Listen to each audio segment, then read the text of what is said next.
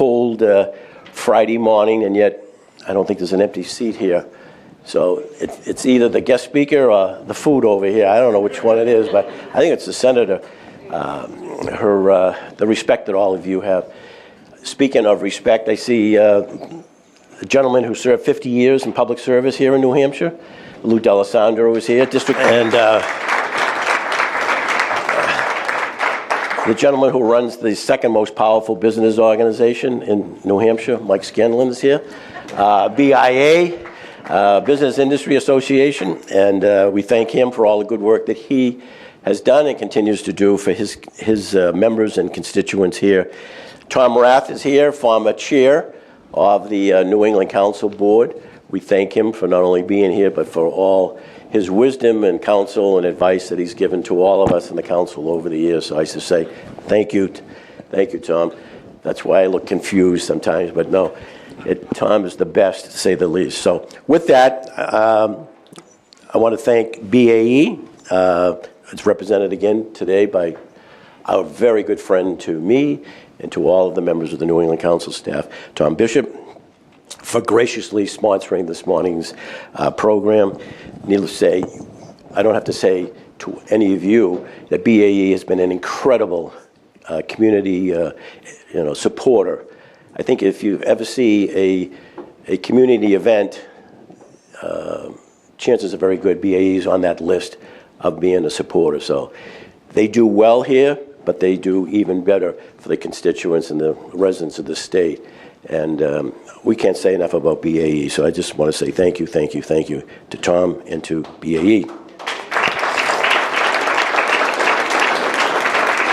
And before we introduce a very, very special guest, I just wanted to mention a couple of upcoming events, but as we speak, they probably will change because we have it here next Tuesday. God knows what the weekend will bring, but right now, my notes say that next Tuesday, Congressman Chris Pappas will be speaking here at St. A's, and then on, I think later in the month, February 19th, the next month, that this is New Hampshire time because we're doing Chris Pappas, we have the senator, and then we're going to have Maggie Hassan in February on the 19th.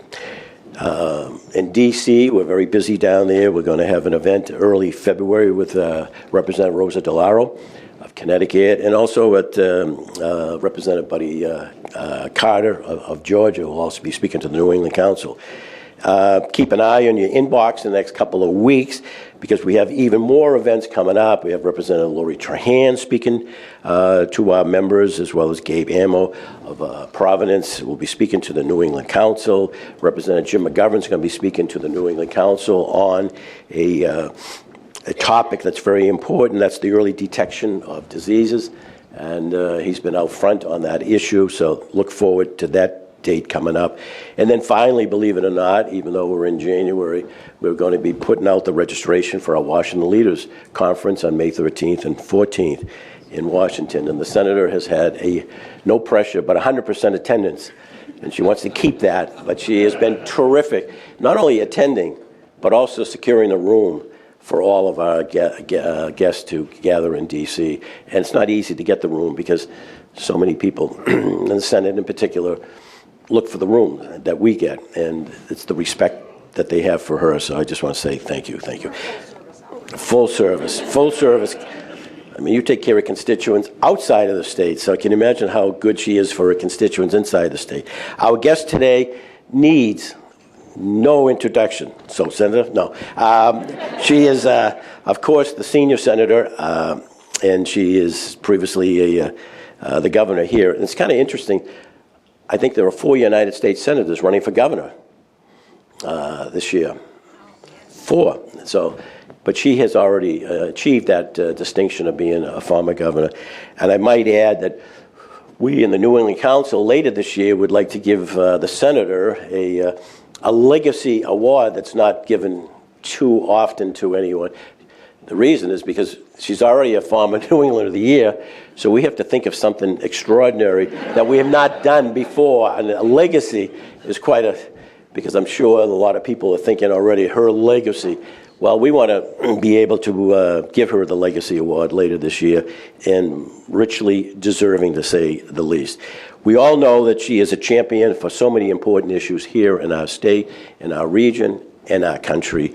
She is serving her third term, and I think that I speak for all of you that it was a sad day in the sense of losing the senator, in the sense of not running again, but it's also, I think it also says an awful lot about who she is, that want to go out on top. I want people to be able to say, what a loss, rather than, it's about time. She's losing her fastball, I mean, that says a lot about somebody, because not many of them leave on top. And she knows who I'm referring to. There some have stayed longer and longer and longer and longer just to stay, to keep that clout or the position or whatever. So I give an awful lot of respect to her to say, you know what, not bad, good time to do it. And so I say thank you for your decision. So, senior member of several important committees, as you know, appropriations, the armed services, small business.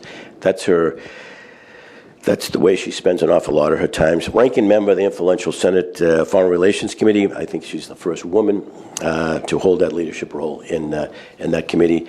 And of course, in November, she was one of the group of senators who played a major role in bringing the record-breaking federal government shutdown to an end. I think it's 42 days.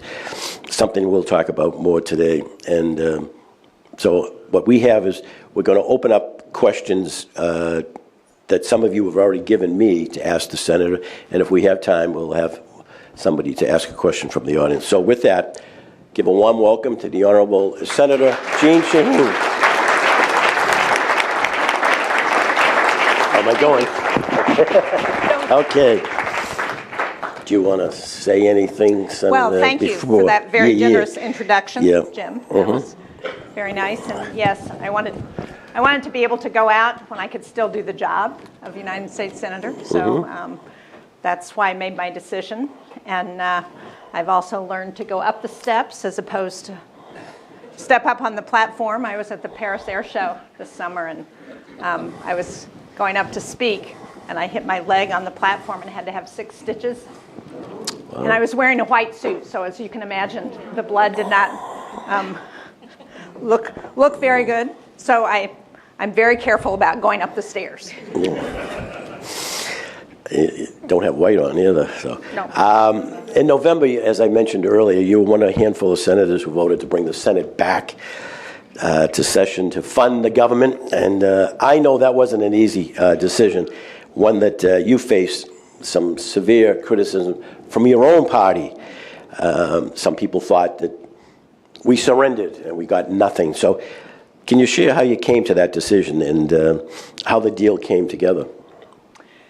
Yeah, and it was not an easy decision. I think the shutdown was to make a point about what was happening in healthcare in this country, the fact that we were going to have 24 million people at risk of losing their premium tax credits that allowed them to afford health insurance. But at the same time, because of that shutdown, we had about 50 million people at risk, 42 million who were losing food assistance, 8 million women and children who were losing their WIC assistance, about 2 million federal employees who weren't getting paid, including air traffic controllers, National Guard members.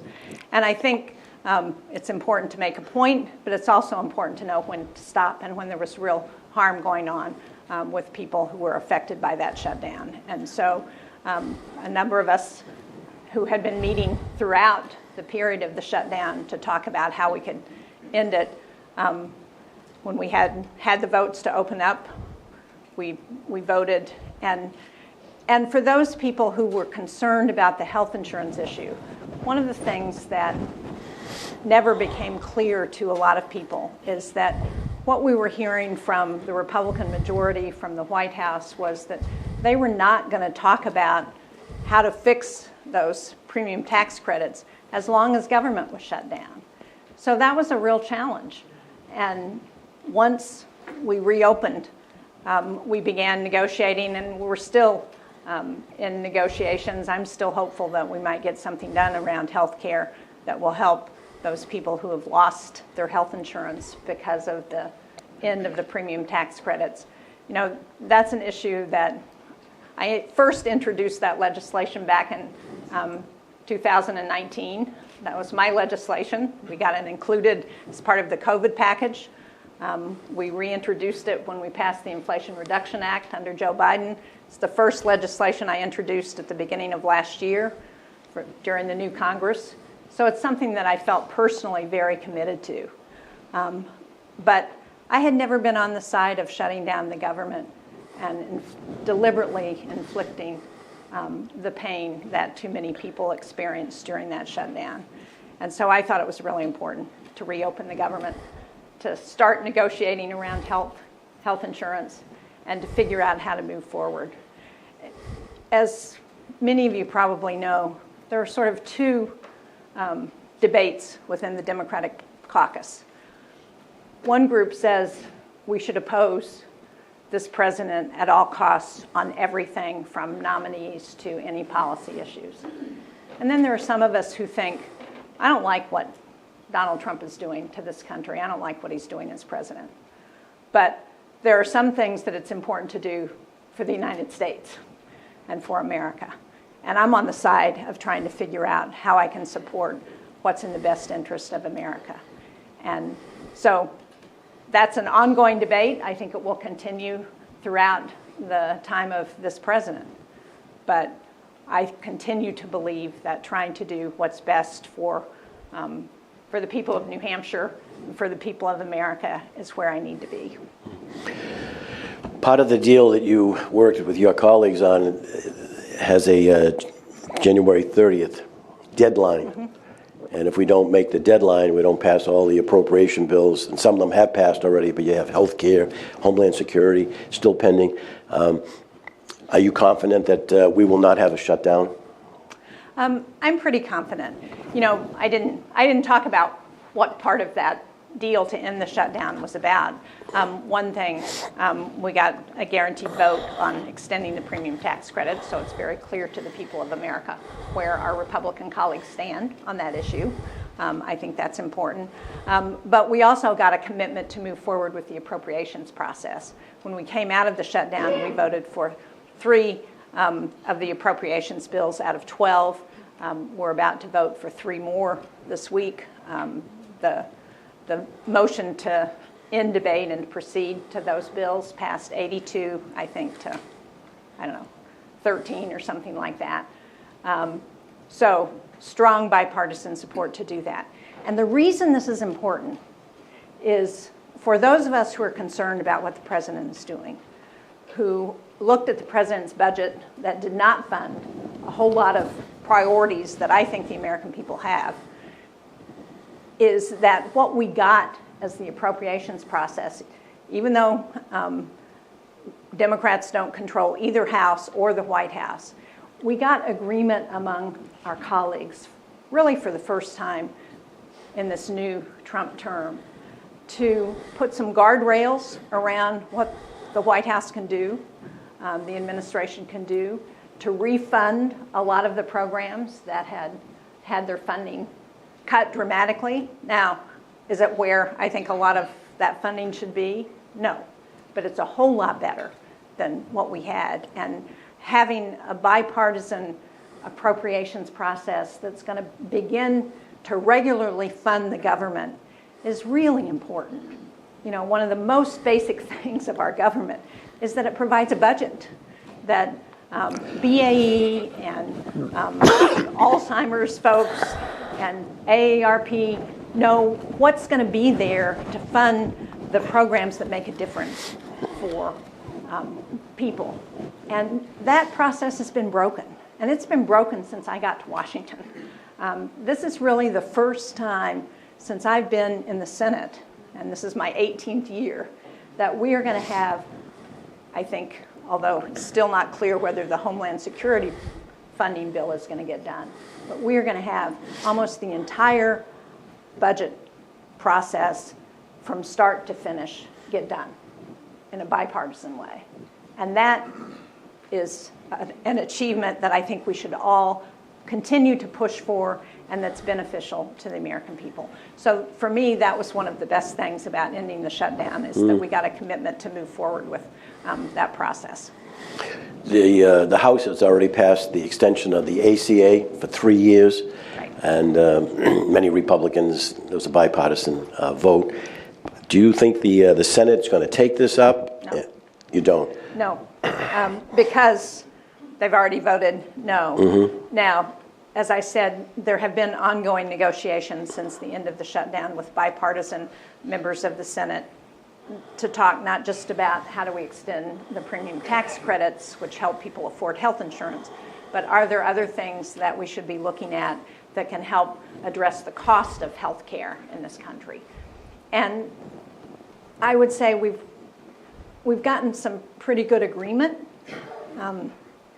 Whether there is real concern about, even if the Senate could reach agreement, if the White House isn't supportive, that means it's going nowhere in the House. Although we've been meeting with the House leadership who led the discharge petition in the House that got the 3-year vote done. And what they've said to us is that if you can get something out of the Senate, we'll guarantee that it's going to pass the House. Of course, you never know. But I think I'm still hopeful that we might get something done. And I think one of the positive aspects that's come out of all of this is that there is ongoing dialogue between both houses and on both sides of the aisle in a way that's beneficial. You know, housing is a very important issue all over the country. And there was a great piece of legislation that was filed bipartisan again. Elizabeth Warren, Senator Scott from South Carolina, Republican, and Road to Housing Act. And we were all excited about this piece of legislation. We worked very hard on it at the New England Council because our members demanded it of us. But unfortunately, it was removed from the National Defense Authorization Act. The House removed it. Correct. And is there any hope of revising that, or, you know, keeping the issue of housing alive and how we can, you know, address that issue? The White House is kind of percolating around the idea of using maybe some resources from your 401k as a down payment on housing. What are you hearing from your colleagues? That Road to Housing seems to be dead. Is there anything else that we can talk about that addresses housing, the shortage of housing? I do think there's an opportunity for that bipartisan bill to come back. There is interest in doing that. Now, it would be helpful if the White House would encourage Speaker Johnson to let it move forward. But I do think there's an opportunity in the Senate, both if we actually, when we bundle a number of the remaining bills, the housing piece of those appropriations bills are going to get put together, I think, with Health and Human Services and with the Defense appropriations bill. And if there is an amendment process, it's not at all clear if that will happen, but there would be an opportunity to do that there. And I think reintroducing and trying to move the proposal forward is important, because more and more people are understanding that there's a housing crisis, not just in New Hampshire and New England, but throughout the country. And that, as everyone here knows, it's not just about people having the ability to afford housing. We don't have enough housing stock. And until we start building some more housing stock, as you know, we are not going to be able to accommodate the needs that people have. As I mentioned, you're the ranking member of the Foreign Relations Committee, and you've been critical of the administration's recent actions in Venezuela, in particular transparency.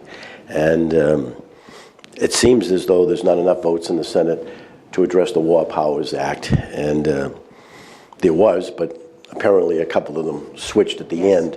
They got some calls from the White House. So what do you think Congress should be doing more of in issues like Venezuela? Well, transparency letting the public know what's going on. And it's not just, I mean, sadly, it's not just the Democrats who are being kept out in the cold, it's the Republicans too. Jim Risch, who is the chair of the Foreign Relations Committee, who is from Idaho, and I have had a very good relationship. We came in at the same time. He was a governor as well. And so we've worked, when we are both also on small business, and at one point he was the chair and I was the ranking member of the Small Business Committee. So we've done this before. And we have tried to get the Secretary of State to come in and do a hearing with us. The chair of the subcommittee is Senator Curtis from Utah, who has been very supportive of trying to get more information, and Tim Kaine, they chair the subcommittee that deals with the Southern Latin America and the Southern Hemisphere. And they've been trying to do a hearing since the boat strikes first started in September, and we haven't been able to get anyone from the administration to come and testify. Now, having said that, we are finally going to have a hearing on Wednesday with Secretary Rubio on Venezuela. But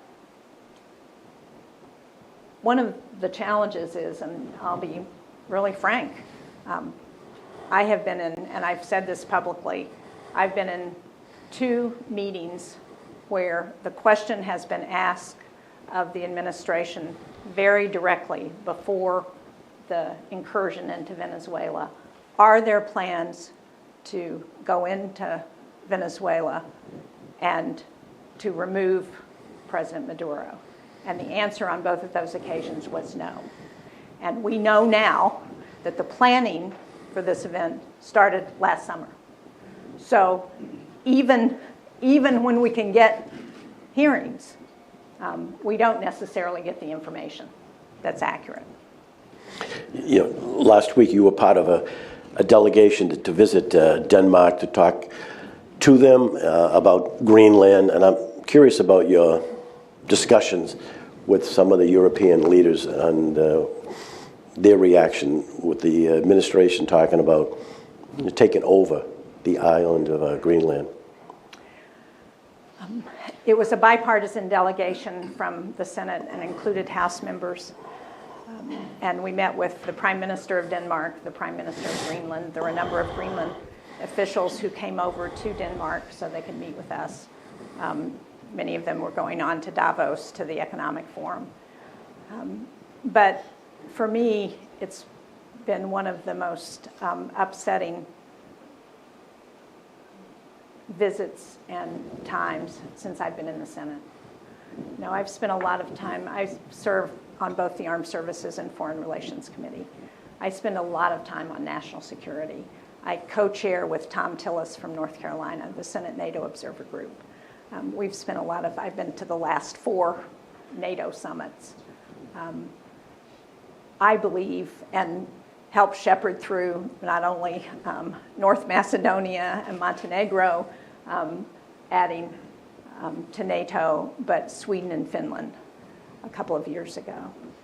And I believe that the strength of NATO is one of the most critical aspects of America's national security. That and our allies and partners. And the fact that we have had allies who have fought alongside of us, as all of you know here, that the only time Article 5 has been invoked from NATO when we have gone to war was when the United States was attacked after 9/11. And to have the Danes say to us, we don't understand why the United States has done this. Denmark was one of the first countries to recognize the United States in 1792. They have fought alongside of us in 2 world wars. In Afghanistan, they lost as many per capita as the United States did. One of the things we did while we were there was to lay a wreath on their memorial to the soldiers lost in deployment since World War II. And it's the list of the same countries where Americans have been deployed.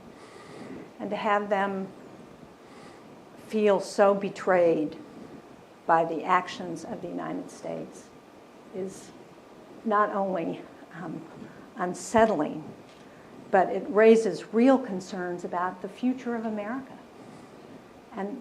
and the extent to which we will continue to be a world leader and be able to influence what happens in the world.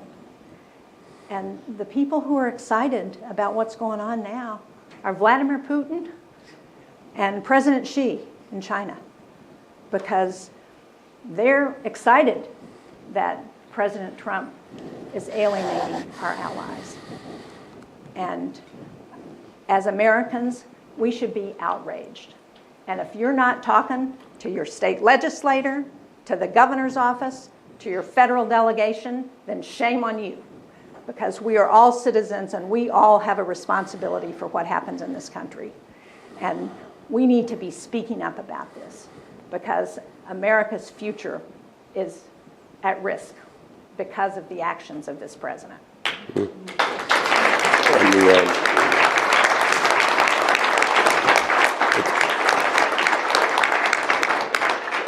It's not just the NATO countries that are standing up and, saying how disappointed they are in America. Our neighbor to the north, Canada, just made a major trade agreement with China.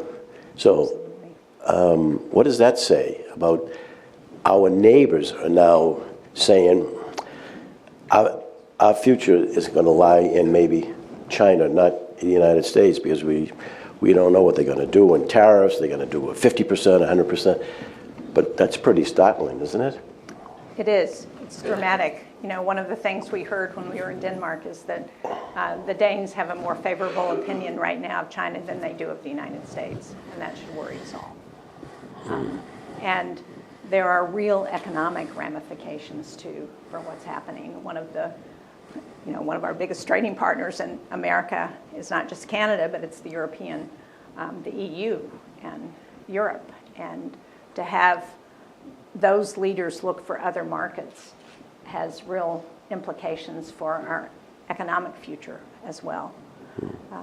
So there are a lot of reasons to be troubled. And certainly, as all of us in New Hampshire know, the fact that we didn't see Canadian tourists this past summer, that trade deals, we've had a lot of businesses who have been impacted by the tariffs on Canada negatively in ways that have, again, long-term consequences for us in New Hampshire and across the country. And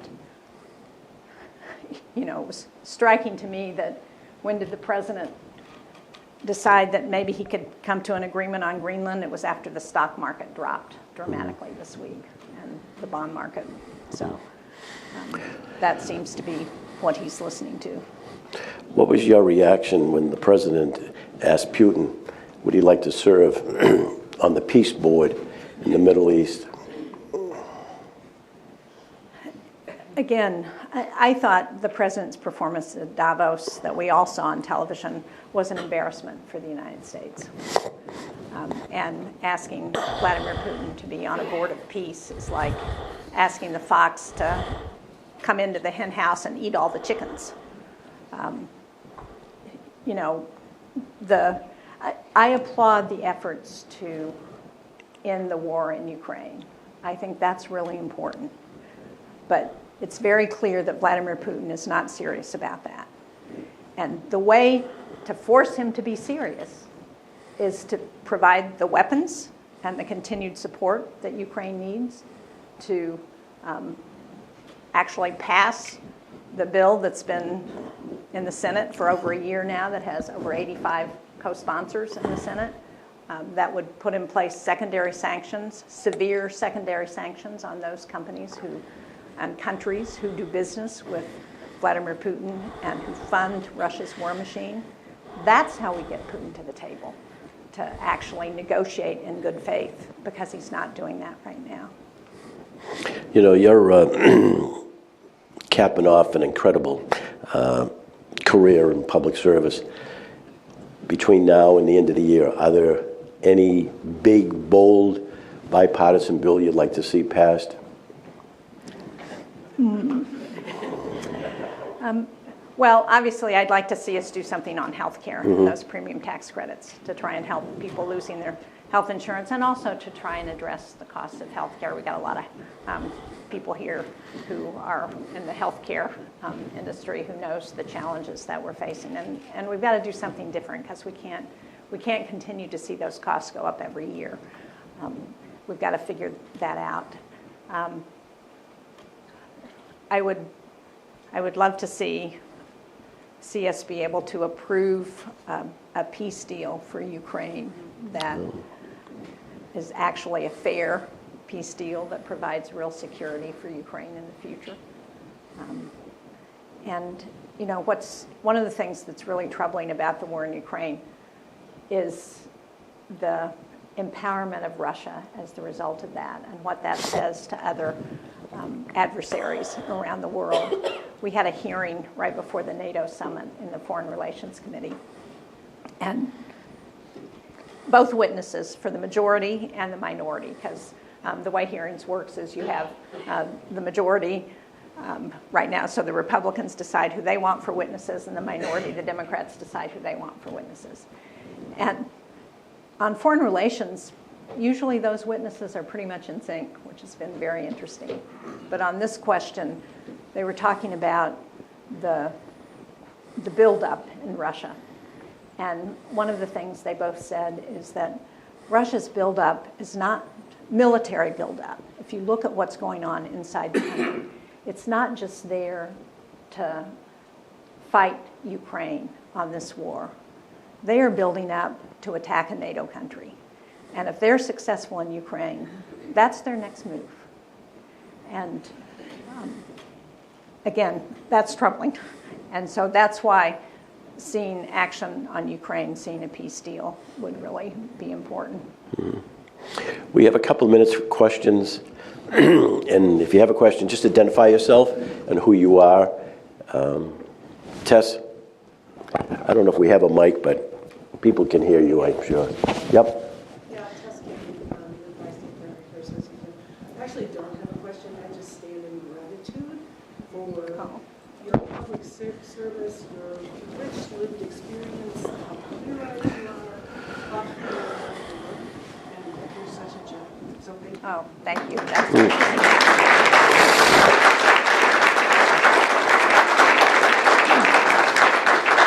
Anyone else have a softball question? Thank you for the great work. Yeah. Thank you for the great work of the community health centers. Do you want to, okay, Gus? Thanks, Jim. Senator, hi. Gus Fromwith with Freedom Energy Logistics. Now that you're retiring, one of the big frustrations possibly for you over your 3 terms has been the lack of any progress on trying to contain spending or to have spending equal receipts.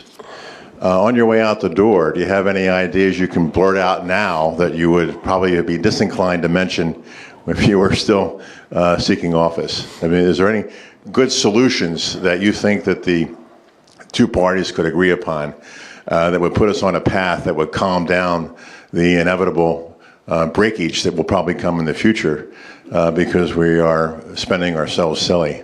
Thank you. That's a really good question, and something that's lost in much of the debate today. There are two sides to that coin. One is spending and the other is revenue. And unfortunately, there's been very little focus on either one. When I first got to the Senate in my first term, during the Biden administration, some of you may remember there was a commission that was set up that came back with a number of recommendations. And they were recommendations on both sides of the coin, both for what we need to do to address spending, and I thought it was a pretty balanced approach. I voted for the recommendations of the commission, which failed, sadly, because many of the people who had agreed to support it didn't vote for the commission moving forward. But one of the things, I mean, I know people don't want to hear this, but our corporate tax rates are too low. They should not, when we lowered the corporate tax rates in the first Trump administration, we could have lowered them to 28% and still been lower than many of our competitors. But they lowered them way below that. And then we don't collect the revenues because the Internal Revenue Service has been so hollowed out. So many people have lost their jobs. We don't collect and we don't audit people. And listen, I'm not a fan of the IRS. We've been audited, my husband and I, in the past. And I know that's not a fun process. But that keeps people honest. And we need to ask people to pay their fair share. And right now we're not. And the Congress just passed the reconciliation bill last summer that further gave tax breaks to the wealthiest in this country. And I frankly don't think that's fair. I think we need to do something about that. And we can do something about both sides of the coin if we have people who are committed to doing that. But people are not going to be committed to doing that unless the voters require it. So I would say, going into these midterms, ask the people who are running what their position is on that issue and see what they say. We have a question, AARP. Shaheen Puzzo, AARP. Oh, sorry. AARP's mission is to empower people how to choose how they want to live as they age. In the coming year, what do you think Congress can do to assist people to age better? Well, one of the things that we can continue to do is to support those initiatives that help people as they age. One of the things that I think is most important there is Meals on Wheels, congregate meals. One of the things we were able to do as part of the appropriations process is to put back the funding for that. I've traveled along with folks delivering Meals on Wheels, and what I know is that it keeps people in their homes. And most people don't want to go to long-term care facilities. And by the way, right now with the cuts to Medicaid, we're not going to have the capacity to take care of them in long-term care anyway. But if we can help people stay in their homes, that's what we need to be thinking about. When I was governor, one of the things we did was we got a waiver for through Medicaid to retrofit people's homes for wheelchairs, for grab bars, for the things that allow people to stay safely in their own homes. And I said, well, not only is it cheaper to do that, but people are happier when they can stay in their homes. So thinking about how we continue to support those programs, I think it's really important. I was up in the North Country yesterday, and I met with a number of healthcare providers at Androscoggin Valley Hospital. And one of the things they pointed out is that right now, as I'm sure everybody in healthcare knows, we've got a real challenge with personnel. And what we've relied on, particularly for long-term care, is a lot of immigrants who have come in and people who have come in on visas to help. And they were talking about the challenges with not being able to get the personnel into the country because of the severe restrictions that this administration has put on immigrants and also on the visa program. And that has, again, real implications for what we need to do to provide for the health and welfare of American citizens. Other questions? Young lady. Okay. Jeff, go ahead. Yep, Jeff. I got him. Oh, okay. Hi, Senator. Good to see you again. Thanks for all your support. I'm Jeff Thielman, the CEO of the International Institute of New England. We serve immigrants and refugees. And Senator Shaheen has been a big advocate for refugees, for our work. When I'm on national calls and I mention that I've met you several times, my stock goes up. So thank you for all your support. My question is this. You've been in the Senate now for 18 years. Is there ever going to be a political dynamic, in which immigration reform, comprehensive immigration reform is possible? Like, what would that dynamic look like? Boy, we got really close in the fall of 2024 in ways that I think would not have made everybody happy, but would have provided a real change in the immigration system. And we got close back in, I don't know, Mike, do you remember, was it 2012, 2013? When we passed a bill out of the Senate that, again, wasn't everything most of us wanted, but it had a path to citizenship. It had additional funding for the border and additional ways to keep the border secure. And, you know, one thing that may come out of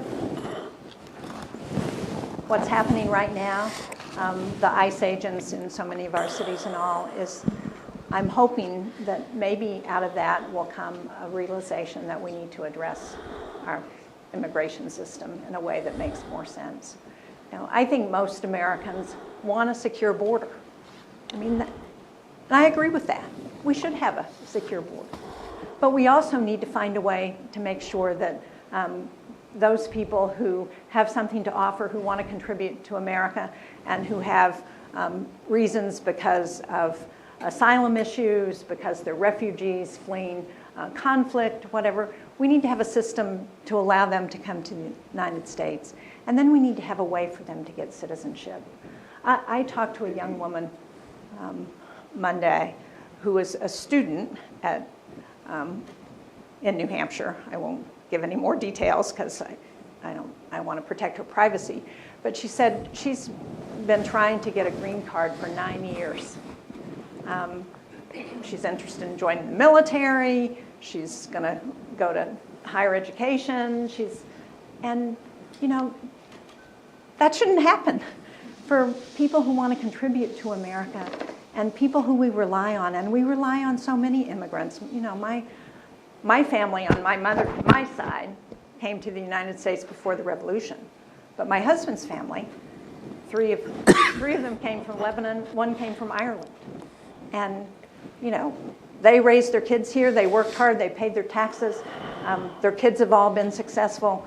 And immigrants have helped make this country strong. And for us to say, well, we're not going to let you in, and we're not going to let you in if you came from a particular country, it breaks my heart that we have now said we're not going to let Afghans into the country.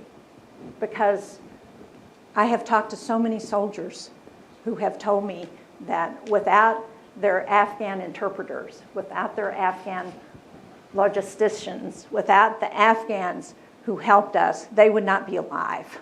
And for us to now say, after we promised that if they helped America, we'd help them after we left, that we are not going to let them into this country, is a travesty.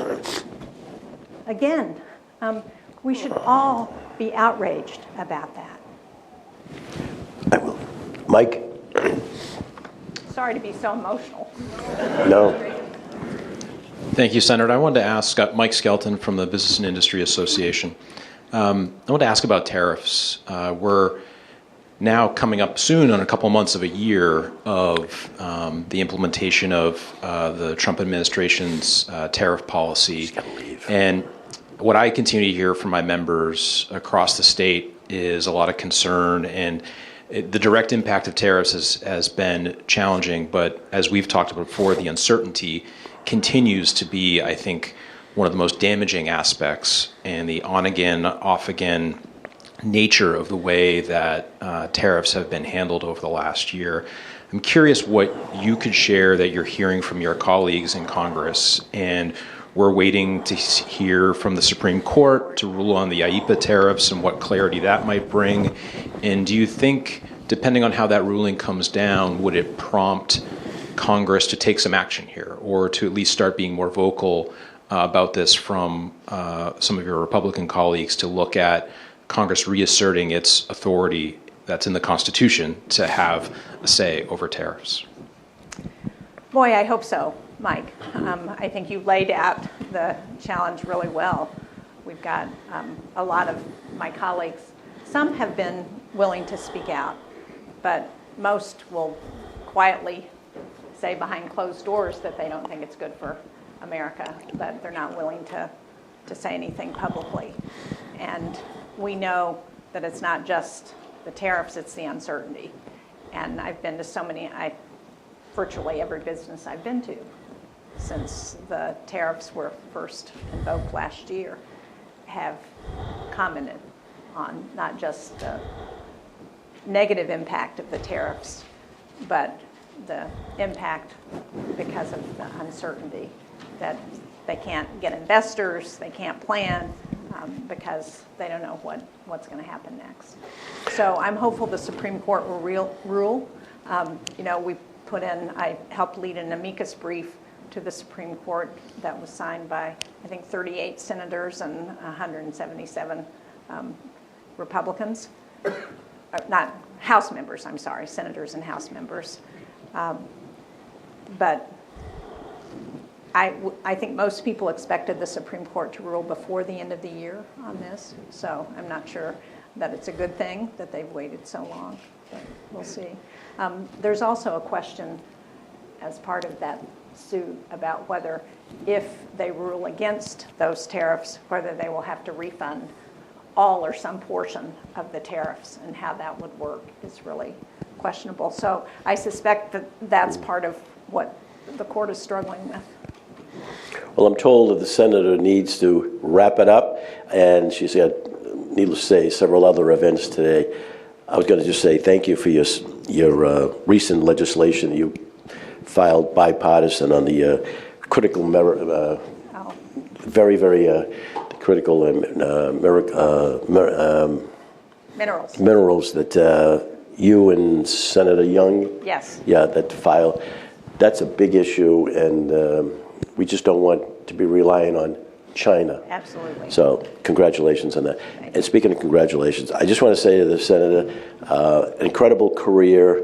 I've often said people go to Washington for one of two reasons: one, to make a name, or to make a difference.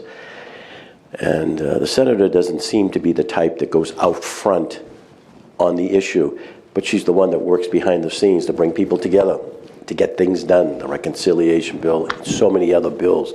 And I don't know if it's the Wonder Woman caucus of you and Lisa and Susan, but it's an extraordinary career, and it should be something that should be emulated, working across the aisle. And that's what she has done in her whole career.